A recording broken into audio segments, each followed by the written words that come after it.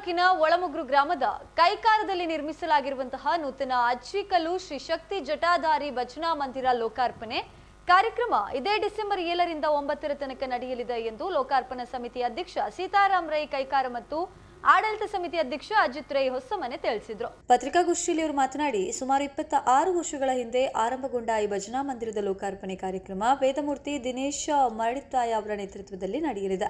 ಸುಮಾರು 85 ಲಕ್ಷ ವೆಚ್ಚದಲ್ಲಿ ನಿರ್ಮಾಣಗೊಂಡು ಉದ್ಘಾಟನೆಗೊಳ್ಳಲಿರುವ ಈ ಜಟಾಧಾರಿ ಭಜನಾ ಮಂದಿರದ ಕಾರ್ಯಕ್ರಮದಲ್ಲಿ ಡಿಸೆಂಬರ್ 8ರಂದು ಮಧ್ಯಾಹ್ನ 11 ಗಂಟೆಗೆ ಧಾರ್ಮಿಕ ಸಭೆ ಕೂಡ ನಡೆಯಲಿದೆ. ಮಾಜಿ ಸಂಸದ ನಳಿನ್ ಕುಮಾರ್ ಕಟೀಲ್ ಅವರು ಅಧ್ಯಕ್ಷತೆ ವಹಿಸಲಿದ್ದು, ಒಡಿಯೂರು ದತ್ತ ಸಂಸ್ಥಾನಂ ಗುರುದೇವಾನಂದ ಸ್ವಾಮೀಜಿ ಹಾಗೂ ಮಾನಿಲ ಮೋಹನ್ ದಸ್ಸ ಪರಮಹಂಸ ಸ್ವಾಮೀಜಿ ಆಶೀರ್ವಚನ ನೀಡಲಿದ್ದಾರೆ. ಕಾರ್ಯಕ್ರಮವನ್ನು ಮಹಾಲಿಂಗೇಶ್ವರ ದೇವಸ್ಥಾನದ ಸಾರ್ವಜನಿಕ ಗಣೇಶೋತ್ಸವ ಸಮಿತಿ ಗೌರವಾಧ್ಯಕ್ಷ ಡಾಕ್ಟರ್ ಎಂಕೆ ಪ್ರಸಾದ್ ಉದ್ಘಾಟಿಸಲಿದ್ದಾರೆ. ಸಂಸದ ಕ್ಯಾಪ್ಟನ್ ಬ್ರಿಜೇಶ್ ಚೌಟ, ಶಾಸಕರಾಗಿರುವ ಅಶೋಕ್ ರೈ, ಹರೀಶ್ ಪೂಂಚ ಬೆಳ್ತಂಗಡಿ, ಎಂಎಲ್ಸಿಗಳಾದ ಎಸ್ಎಲ್ ಬೋಜೇಗೌಡ ಮತ್ತು ಕಿಶೋರ್ ಕುಮಾರ್ ಬೊಟ್ಟಿಯಾಡಿ, ಡಾಕ್ಟರ್ ಸುರೇಶ್ ಪುತ್ತೂರಾಯ, ಕೇಶವ ಪ್ರಸಾದ್ ಮುಳಿಯ, ಮಾಜಿ ಶಾಸಕ ಸಂಜೀವ ಮಠಂದೂರು, ಸೀತಾರಾಮ್ ರೈ ಕೆದಂಬಾಡಿಗುತ್ತು, ಧರ್ಮಸ್ಥಳ ಗ್ರಾಮಾಭಿವೃದ್ಧಿ ಪುತ್ತೂರು ತಾಲೂಕು ಯೋಜನಾಧಿಕಾರಿ ಶಶಿಧರಿ ಎಮ್ಮ ಕುಕ್ಕುಮುಗೇರು ಉಳ್ಳಕೂಲು, ದೈವಸ್ಥಾನದ ಆಡಳಿತ ಮುಕ್ತೇಸರ ಚಿಕ್ಕಪ್ಪ ನಾಯಕ, ಮಹಾಬಲ್ ರೈ ವಳ್ಳತಡ್ಕ, ಗೋವಿಂದರಾಜ ಸಿಂಗನಾಯಕನಹಳ್ಳಿ, ಉದ್ಯಮಿ ಉಜ್ವಲ್ ಪ್ರಭು, ಗೋಪಾಲಕೃಷ್ಣ ಭಟ್, ಗಣೇಶ್ ಕೊಡಿಬೈಲು ಭಾಗವಹಿಸಲಿದ್ದಾರೆ.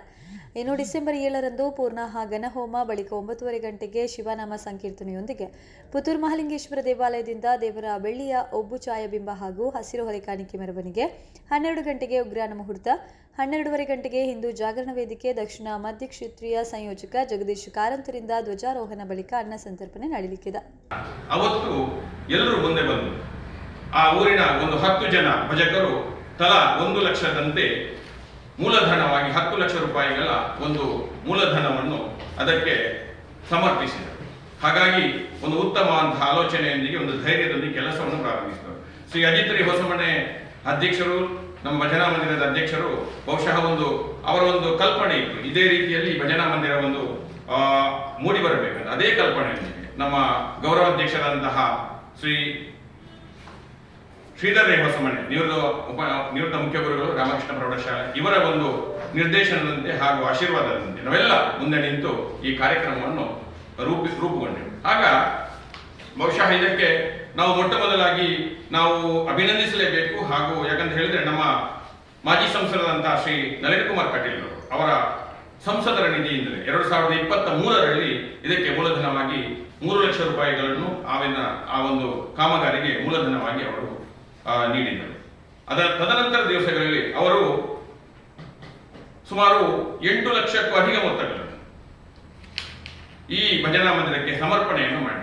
ಅದು ಈ ಶ್ರದ್ಧಾ ಕೇಂದ್ರದ ಮೇಲೆ ಇರುವಂತಹ ಒಂದು ನಂಬಿಕೆ ಹಾಗೂ ಅಲ್ಲಿ ನಡೆಯುವ ಕಾರ್ಯದ ಬಗ್ಗೆ ಅವರು ಮೆಚ್ಚುಗೆಯನ್ನು ವ್ಯಕ್ತಪಡಿಸಿ ಬಹುಶಃ ಅದಕ್ಕೆ ಕೈಗೂಡಿಸಿದ್ದಾರೆ.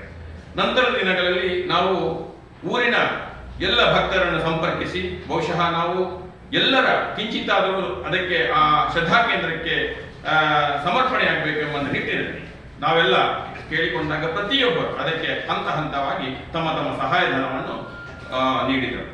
ಆ ಸಹಾಯಧನಕ್ಕಿಂತಲೂ ತಮ್ಮ ಶ್ರಮದಾನ, ಬಹುಶಃ ಆ ಶ್ರಮದಾನಕ್ಕೆ ಬೆಲೆ ಕಟ್ಟಲು ಸಾಧ್ಯವಿಲ್ಲ. ಆ ಶ್ರಮದಾನ ಏನಂತ ಹೇಳಿದ್ರೆ, ದಿವಸದಲ್ಲಿ ತಮ್ಮ ಕೆಲಸಕ್ಕೆ ಹೋಗುವಂತಹ ಯುವಕರು ಸಂಜೆ ಒಂದು 6-7 ಗಂಟೆ ನಂತರ ರಾತ್ರಿ 8ರಿಂದ 10 ಗಂಟೆಯವರೆಗೂ ಶ್ರಮದಾನವನ್ನು ವಹಿಸಿ ಹೆಚ್ಚಿನ ಕೆಲಸಗಳನ್ನು, ಅದು ಕೂಡ ಕಳೆದ ಒಂದು 3-4 ತಿಂಗಳಿಂದ ಹೆಚ್ಚಿನ ಶ್ರಮವನ್ನು ವಹಿಸಿ ಅದೊಂದು ಕಾರ್ಯರೂಪಕ್ಕೆ ಬರಲು ಸಾಧ್ಯವಾಯಿತು.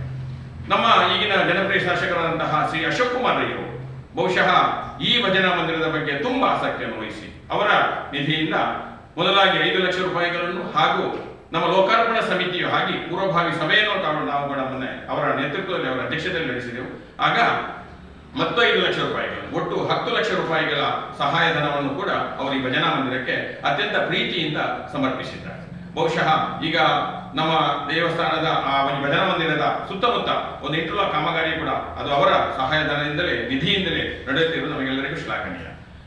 ಆಗಿನ ಸಂದರ್ಭದಲ್ಲಿ ಸಂಜೀವ ಮಠಂದೂರು ಅವರು ಕೂಡ ತಮ್ಮ ಸಹಾಯಧನವನ್ನು ನೀಡಿದ್ದಾರೆ. ಅವರಿಗೂ ಕೂಡ ಈ ಸಂದರ್ಭದಲ್ಲಿ ನಾವು ಧನ್ಯವಾದ ಸಮರ್ಪಣೆ. ನಾವು ಜನಪ್ರತಿನಿಧಿಗಳ ಮುಖಾಂತರ ಬಹುಶಃ ಒಂದು 25 ಲಕ್ಷ ಮೊತ್ತವನ್ನು ಜನಪ್ರತಿನಿಧಿಗಳ ಮುಖಾಂತರವೇ ನಾವು ಅದಕ್ಕೆ ಸಂಗ್ರಹವನ್ನು ಮಾಡಿದ್ದೇವೆ. ಕಿಶೋರ್ ಬೊಟ್ಟಿಯಾಡಿ ಅವರು, ನಮ್ಮ MLC ಅವರಾದ ಕಿಶೋರ್ ಬೊಟ್ಟಿಯಾಡಿ ಅವರು ನಮ್ಮ ಶೌಚಾಲಯದ ನಿರ್ಮಾಣಕ್ಕೆ 5 ಲಕ್ಷ ರೂಪಾಯಿಗಳ ಮೊತ್ತವನ್ನು ಕೂಡ ನೀಡಿ ಅದು ಕೂಡ ಈ ಕಾಮಗಾರಿಯು ಸಂಪೂರ್ಣಗೊಳ್ಳುವಂತಹ ಹಂತದಲ್ಲಿದೆ. ಇದೆಲ್ಲ ಕಾಮಗಾರಿಗಳನ್ನು ಬಹಳ ಯಶಸ್ವಿಯಾಗಿ ಪೂರೈಸಿ ಬಹುಶಃ ನಮ್ಮ ಅಧ್ಯಕ್ಷರಾದಂತಹ ಅಜಿತ್ ರೈ ಅವರ ಒಂದು ಕನಸಿತ್ತು, ಇದೇ ರೀತಿಯಲ್ಲಿ ಒಂದೊಂದು ಭಜನಾ ಮಂದಿರ ಮೂಡಿ ಬರಬೇಕು. ಇದೇ ರೀತಿಯಲ್ಲಿ ಅದಕ್ಕೆ ವ್ಯವಸ್ಥೆಗಳಾಗಬೇಕಂತ ಅದೇ ರೀತಿಯಲ್ಲಿ ಚಾಚೂ ತಪ್ಪದೆ ಬಹುಶಃ ನಮ್ಮ ಗೌರವಾಧ್ಯಕ್ಷರಂತ ಶ್ರೀ ಶ್ರೀಧರ ಹೊಸಮನಿಯವರ ಒಂದು ನೇತೃತ್ವದಲ್ಲಿ ಅವರು ನಮಗೆ ಪ್ರತಿ ದಿವಸ, ಯಾಕಂದ್ರೆ ಒಂದು ಡ್ರೈವಿಂಗ್ ಫೋರ್ಸ್ ನಮಗೆ, ಹಾಗಾಗಿ ನಾವು ಒಂದು 3 ತಿಂಗಳ ಮೊದಲು ಲೋಕಾರ್ಪಣಾ ಸಮಿತಿಯಿಂದ ನಾವೆಲ್ಲ ಊರಿನವರು ಸೇರಿಕೊಂಡು ಮಾಡಿದಾಗ ಆ ಲೋಕಾರ್ಪಣಾ ಸಮಿತಿಯಲ್ಲಿ 21 ವಿವಿಧ ಸಮಿತಿಗಳನ್ನು ಕೂಡ ನಾವು ಮಾಡಿದ್ದೇವೆ. 21 ವಿವಿಧ ಸಮಿತಿಗಳಂತ ಹೇಳಿದ್ರೆ ನಾವು ಬಹುಶಃ ಈ ಕಾರ್ಯಕ್ರಮ ಮಾಡಬೇಕಾದ್ರೆ ಬೇರೆ ವ್ಯವಸ್ಥೆಗಳು ಬೇಕಾಗ್ತದೆ. ಆ ಪ್ರತಿ ಸಮಿತಿಗಳಿಗೆ ಒಬ್ಬೊಬ್ಬ ಸಂಚಾಲಕರು ಹಾಗೂ 2 ಸಹ ಸಂಚಾಲಕರುಗಳನ್ನು ಮಾಡಿ ಆ ಸಮಿತಿಗಳನ್ನು ಕೂಡ ಕಾರ್ಯರೂಪಕ್ಕೆ ತಂದು ಅವರು ಕೂಡ ತಮ್ಮ ತಮ್ಮ ಕೆಲಸದಲ್ಲಿ ತೊಡಗಿಸಿಕೊಂಡರು. ಈ ನಮ್ಮ ಲೋಕಾರ್ಪಣಾ ಕಾರ್ಯವು ಇದೇ ತಿಂಗಳ ಡಿಸೆಂಬರ್ ತಿಂಗಳ 7ನೇ ತಾರೀಕಿನಿಂದ ಪ್ರಾರಂಭಗೊಂಡು 9ನೇ ತಾರೀಕಿನವರೆಗೆ ಎಲ್ಲ ಧಾರ್ಮಿಕ ಹಾಗೂ ವೈದಿಕ ವಿಧಿವಿಧಾನಗಳೊಂದಿಗೆ ನಡೆಯಲಿದೆ. 7ನೇ ತಾರೀಕಿನಂದು ಬೆಳಿಗ್ಗೆ ಶ್ರೀ ಗಣಪತಿ ದೇವರ ಗಣಹೋಮವು ಸಾನ್ನಿಧ್ಯದಲ್ಲಿ ನಡೆಯಿದೆ. ಬೆಳಿಗ್ಗೆ 9:30 ಶ್ರೀ ಮಹಾಲಿಂಗೇಶ್ವರ ದೇವರ ಸಾನ್ನಿಧ್ಯದಿಂದ ಬೆಳ್ಳಿಯ ಉಬ್ಬು ಚಿತ್ರದ ಒಂದು ಉದ್ಘಾಟನೆಗೊಂಡು ಆ ಉಬ್ಬು ಚಿತ್ರದ ಮೆರವಣಿಗೆ ಕುಂಜೂರು ಪಂಜ ಭಜನಾ ಮಂದಿರದವರೆಗೆ ತಲುಪಿ ಅಲ್ಲಿಂದ 10:30 ಗಂಟೆಗೆ ಹೊರಗಾಣಿಕೆಯ ನಮ್ಮ ಗ್ರಾಮದಿಂದ ಹಾಗೂ ಹೊರ ಗ್ರಾಮದಿಂದ ಬೇರೆ ಬೇರೆ ಹೊರಗಾಣಿಕೆಗಳು ಮಹಾಲಿಂಗೇಶ್ವರ ದೇವಸ್ಥಾನದ ಮುಖಾಂತರ ನಮ್ಮ ಭಜನಾ ಮಂದಿರ ಕುಂಜೂರು ಪಂಜದ ಸಾನ್ನಿಧ್ಯಕ್ಕೆ ಬರಲಿದೆ. ಅಲ್ಲಿಂದ ಈ ಹೊರಗಾಣಿಕೆ ಉದ್ಘಾಟನೆಗೊಂಡು ಭಜನಾ ತಂಡಗಳೊಂದಿಗೆ ಅಜ್ಜಿಗಲ್ಲು ಪರಿಸರವನ್ನು ತಲುಪಲಿದೆ. ಮಧ್ಯಾಹ್ನದವರೆಗೆ ಅಜ್ಜಿಗಲ್ಲು ಪರಿಸರದಲ್ಲಿ ನಾವು ನಮ್ಮ ಲೋಕಲ್ ಏನು ಹೊರಗಾಣಿಕೆಯನ್ನು ಸಮರ್ಪಿಸಿ ನಂತರ ಸಂಜೆಯ ಸಮಯ ಎಲ್ಲ ವೈದಿಕ ವಿಧಿವಿಧಾನಗಳು ಆರಂಭಗೊಳ್ಳಲಿವೆ. ಈ ವೈದಿಕ ವಿಧಿವಿಧಾನಗಳು ಅಂತ ಹೇಳಿದ್ರೆ ಶ್ರೀ ಗುಮ್ಮಟಗದ್ದೆ ದಿನೇಶ್ ಮರಡಿತ್ತಾಯರವರ ನೇತೃತ್ವದಲ್ಲಿ ಈ ವೈದಿಕ ವಿಧಿವಿಧಾನಗಳು ಪ್ರಾರಂಭಗೊಳ್ಳಲಿವೆ. ಅದು ಪ್ರಾರಂಭಗೊಂಡು ಮರುದಿವಸ ಬೆಳಿಗ್ಗೆ 8:44 ಶುಭ ಮುಹೂರ್ತದಲ್ಲಿ ಶ್ರೀಶಕ್ತಿ ಜಠಾಧಾರಿ ದೇವರ ಬೆಳ್ಳಿಯ ಉಬ್ಬು ಚಿತ್ರದ ಪ್ರತಿಷ್ಠಾಪನೆಗೊಳ್ಳಲಿದೆ. 8:44 ಶುಭ ಮುಹೂರ್ತದಲ್ಲಿ ಇದೆಲ್ಲ ನಡೆದು ನಂತರ ಸಾರ್ವಜನಿಕವಾಗಿ ಶ್ರೀ ಸತ್ಯನಾರಾಯಣ ದೇವರ ಪೂಜೆ ಹಾಗೂ ಶಿವ ಪಂಚಾಕ್ಷರಿ ಹೋಮ ಕೂಡ ಅಲ್ಲಿ ನಡೆಯಲಿದೆ. ಇದೆಲ್ಲ ಕಾರ್ಯಕ್ರಮಗಳು ನಡೆದು ಮಧ್ಯಾಹ್ನ ಮಹಾಪೂಜೆಗಿಂತ ಮೊದಲು ನಮ್ಮ ಒಂದು ಧಾರ್ಮಿಕ ಸಭಾ ಕಾರ್ಯಕ್ರಮ ಕೂಡ ನಡೆಯಲಿದೆ. ಈ ಧಾರ್ಮಿಕ ಸಭಾ ಕಾರ್ಯಕ್ರಮದಲ್ಲಿ ನಾವು ಬಹುಶಃ ಇದಕ್ಕೆ ಆಶೀರ್ವಾದ ನೀಡಿದಂತಹ 2 ಮಹನೀಯರುಗಳು ನಮ್ಮ ಧಾರ್ಮಿಕ ಶ್ರದ್ಧಾ ಕೇಂದ್ರಗಳಿಗೆ ಯಾವಾಗಲೂ ಅತ್ಯಂತ ಒಂದು ಸಂಪೂರ್ಣವಾದ ಸಹಾಯವನ್ನು ನೀಡುವಂತಹ ಶ್ರೀ ಶ್ರೀ ಗುರುದೇವಾನಂದ ಸ್ವಾಮೀಜಿ ಶ್ರೀ ಕ್ಷೇತ್ರ ಉಡಿಯೂರು, ಅದೇ ರೀತಿ ಯೋಗಿ ಕೌಸ್ತುಭ ಶ್ರೀ ಶ್ರೀ ಮೋಹನದಾಸ ಪರಮಹಂಸ ಸ್ವಾಮೀಜಿ ಶ್ರೀಧಾಮ ಬಾಣೆಲ, ಇವರಿಬ್ಬರು ಸ್ವಾಮೀಜಿಗಳು ನಮ್ಮೊಟ್ಟಿಗೆ ಇದ್ದು ನಮ್ಮನ್ನು ಆಶೀರ್ವದಿಸಲಿದ್ದಾರೆ. ಈ ಧಾರ್ಮಿಕ ಸಭಾ ಕಾರ್ಯಕ್ರಮದ ಅಧ್ಯಕ್ಷತೆಯನ್ನು ನಮ್ಮ ದಕ್ಷಿಣ ಕನ್ನಡದ ಮಾಜಿ ಸಂಸದರಾದ ಶ್ರೀ ನಳಿನ್ ಕುಮಾರ್ ಕಟೀಲ್ ರವರು ವಹಿಸಿಕೊಳ್ಳಲಿದ್ದಾರೆ. ಅದೇ ರೀತಿ ಮುಖ್ಯ ಅತಿಥಿಗಳಾಗಿ ಈ ಕಾರ್ಯಕ್ರಮದ ದೀಪ ಪ್ರಜ್ವಲನೆ ನಮ್ಮ ಪ್ರಖ್ಯಾತ ವೈದ್ಯರು ಆದಂತಹ ನಮ್ಮೆಲ್ಲರ ಮಾರ್ಗದರ್ಶಕರು ಆದಂತಹ Shri doctor M K Prasad ರವರು, ಗೌರವಾಧ್ಯಕ್ಷರು ಸಾರ್ವಜನಿಕ ಶ್ರೀ ಗಣೇಶೋತ್ಸವ ಸಮಿತಿ ಮಹಾಲಿಂಗೇಶ್ವರ ದೇವಸ್ಥಾನ ಪುತ್ತೂರು, ಇವರು ವಹಿಸಿಕೊಳ್ಳಲಿದ್ದಾರೆ. ಅದೇ ರೀತಿ ಮುಖ್ಯ ಅತಿಥಿಗಳಾಗಿ ನಮ್ಮ ಸಂಸದರಂತಹ ಕ್ಯಾಪ್ಟನ್ ಬ್ರಿಜೇಶ್ ಚೌಟ್ರ್ ಅವರು, ನಮ್ಮ ಪುತ್ತೂರಿನ ಶಾಸಕರಂತ ಶ್ರೀ ಅಶೋಕ್ ಕುಮಾರ್ ರೈ ಅವರು, ಅದೇ ರೀತಿ ನಮ್ಮ ಬೆಳ್ತಂಗಡಿಯ ಶಾಸಕರಂತಹ ಶ್ರೀ ಹರೀಶ್ ಪುಂಜಾರ್ ಅವರು, ನಮ್ಮ ವಿಧಾನ ಪರಿಷತ್ತಿನ ಶಾಸಕರಾದಂತಹ SL ಭೋಜೇಗೌಡರು, ಅದೇ ರೀತಿ ವಿಧಾನ ಪರಿಷತ್ನ ಶಾಸಕರಂತಹ ಶ್ರೀ ಕಿಶೋರ್ ಕುಮಾರ್ ಬೊಟ್ಟಾಡಿ ಅವರು, ಡಾಕ್ಟರ್ ಸುರೇಶ್ ಪುತ್ರಯ್ಯ ಅವರು, ಶ್ರೀ ಕೇಶವ ಪ್ರಸಾದ ಬಿಳಿಯರ್ ಅವರು, ಹಾಗೆ ಮಾಜಿ ಶಾಸಕ ಸಂಜೀವ್ ಮಠಂದೂರ್ ಅವರು, ನಮ್ಮ ಕುಕ್ಕುಮಗೇರು ಉಳ್ಳಾಗಲು ದೇವಸ್ಥಾನದ ಆಡಳಿತ ಮುಕ್ತೇಶ್ವರ ಅರಿಯಡ್ಕ ಚಿಕ್ಕಪ್ಪನಾಗಿ ಅವರು, ಅದೇ ರೀತಿ ಮಹಾಬಲರೇವಳ ತನಕ ವ್ಯವಸ್ಥಾಪಕ ಸಮಿತಿ ಸದಸ್ಯರು ಶ್ರೀ ಪುತ್ತೂರು ಮಹಾಲಿಂಗೇಶ್ವರ ದೇವಸ್ಥಾನ, ಶ್ರೀ ಗೋವಿಂದರಾಜ್ ಸಿಂಗನಾಯಕನಹಳ್ಳಿ ಮತ್ತೊಬ್ಬ ನಮ್ಮ ಅತಿಥಿ, ಶ್ರೀ ದಿವಾಕರ್ ಕದ್ರಿ ಅವರು, ಜನರಲ್ ಮ್ಯಾನೇಜರ್ ನಮ್ಮ ಕಾರ್ಡೋಲೈಟ್ ಪ್ರೈವೇಟ್ ಲಿಮಿಟೆಡ್ ಮ್ಯಾಂಗ್ಳೂರ್ SS ಇವರು, ಅದೇ ರೀತಿ ಶ್ರೀ ಸೀತಾರಾಮರೈ ಕೆದಂಬಾಡಿ ಗುಟ್ಟು ಅಧ್ಯಕ್ಷರು, ಶ್ರೀ ಶಾರದಾ ಭಜನಾ ಮಂದಿರ ಪುತ್ತೂರು, ಶ್ರೀ ಉಜ್ವಲ್ ಪ್ರಭುಗಳು ಯುವ ಪ್ರಾಪರ್ಟೀಸ್, ಅದೇ ರೀತಿ ಶ್ರೀ ಗೋಪಾಲಕೃಷ್ಣ ಭಟ್ ಅಧ್ಯಕ್ಷರು ದ್ವಾರಕಾ ಸಮೂಹ ಸಂಸ್ಥೆಗಳು, ಅದೇ ರೀತಿ ಶ್ರೀ ಗಣೇಶ್ ಘೋಡಿಬೇರು, ಅದೇ ರೀತಿ ಶ್ರೀ ಶಶಿಧರ್ ಎಂ ಯೋಜನಾಧಿಕಾರಿಗಳು, ಶ್ರೀ ಕ್ಷೇತ್ರ ಧರ್ಮಸ್ಥಳ ಗ್ರಾಮಾಭಿವೃದ್ಧಿ ಯೋಜನೆ, ಇವರೆಲ್ಲ ಉಪಸ್ಥಿತರಿದ್ದು ಒಂದು ಧಾರ್ಮಿಕ ಸಭಾ ಕಾರ್ಯಕ್ರಮ ಕೂಡ ನಡೆಯಲಿದೆ. ಈ ಧಾರ್ಮಿಕ ಸಭಾ ಕಾರ್ಯಕ್ರಮದಲ್ಲಿ ಗೌರವ ಉಪಸ್ಥಿತಿಯನ್ನು ಕೂಡ ನಮ್ಮ ಮಹನೀಯರು ಶ್ರೀ ಬಾಲಕೃಷ್ಣ ರೈ ಹೊಸಮನೆಯವರು, ಶ್ರೀ ಲಕ್ಷ್ಮಣ್ ನಾಯ್ಕ ಅಚ್ಚಿಕಲ್ ಇವರು, ಶ್ರೀ ಸಂದೀಪ್ ರೈ ಚಿಲ್ವೆಂತಾರು, ಶ್ರೀ ಸುಜಿತ್ ರೈ ನಾಯ್ಕ, ಶ್ರೀ ಶಶರಾಜ ರೈ ಚಿಲ್ವೆಂತಾರು, ಶ್ರೀ ಸಂತೋಷ್ ಕುಮಾರ್ ರೈ ನಾಯ್ಕ, ಶ್ರೀ ವಿನೋದ್ ರೈ ಮೊಡಪಾಡಿ, ಶ್ರೀ ಸಚಿವ ರೈ ಮೊಡಪಾಡಿ ಹಾಗೂ ಶ್ರೀ ಹರೀಶ್ ರೈ ಅಜ್ಜಿಕಲ್ ಇವರುಗಳು ಕೂಡ ಗೌರವ ಉಪಸ್ಥಿತಿಯನ್ನು ತೋರಲಿದ್ದಾರೆ. ಇದೆಲ್ಲ ಕಾರ್ಯಕ್ರಮ ಮುಗಿದು ಮಹಾಪೂಜೆ ನಡೆದು ಮಹಾ ಅನ್ನ ಸಂತರ್ಪಣೆ ನಡೆದ ನಂತರ ಸಂಜೆ ನಾವು ಏಕಾಹ ಭಜನೆಯ ಒಂದು ಕಾರ್ಯಕ್ರಮವನ್ನು ಕೂಡ ಹಮ್ಮಿಕೊಂಡಿದ್ದೇವೆ. 18 ತಂಡಗಳ ನಿರ್ಧರಿತ ತಂಡಗಳು ಏಕಾಹ ಭಜನೆಯಲ್ಲಿ ಪಾಲ್ಗೊಳ್ಳಲಿದೆ. ಸಂಜೆ ಗಂಟೆ 5:30 ಏಕಾಹ ಭಜನೆಯ ಒಂದು ಪ್ರಾರಂಭೋತ್ಸವ ಆಗಲಿದೆ. ಈ ಭಜನಾ ಮುಹೂರ್ತವನ್ನು ಶ್ರೀ ಶಶಿಕುಮಾರ್ ರೈ ಬಾಲಿಯೊಟ್ಟು ಅಧ್ಯಕ್ಷರು, ದಕ್ಷಿಣ ಕನ್ನಡ ಸಹಕಾರಿ ಯೂನಿಯನ್ ಮಂಗಳೂರು ಇವರು ಉದ್ಘಾಟನೆಗೊಳಿಸಲಿದೆ. ಅದೇ ರೀತಿ ಏಕಹ ಭಜನೆಯು ಮುಂದುವರಿದು ಮರುದಿವಸ ಅಂದರೆ ದಿನಾಂಕ 9 ಸಂಜೆ ಗಂಟೆ 5:30ರವರೆಗೆ ಮುಂದುವರಿಯಲಿದೆ. ಈ ಮಂಗಲೋತ್ಸವದಲ್ಲಿ ನಮ್ಮೊಟ್ಟಿಗೆ ನಮ್ಮ ಶಾಸಕರು ಅದೇ ರೀತಿ ಇವರೆಲ್ಲ ಪಾಲ್ಗೊಳ್ಳುವವರು ಇದ್ದಾರೆ.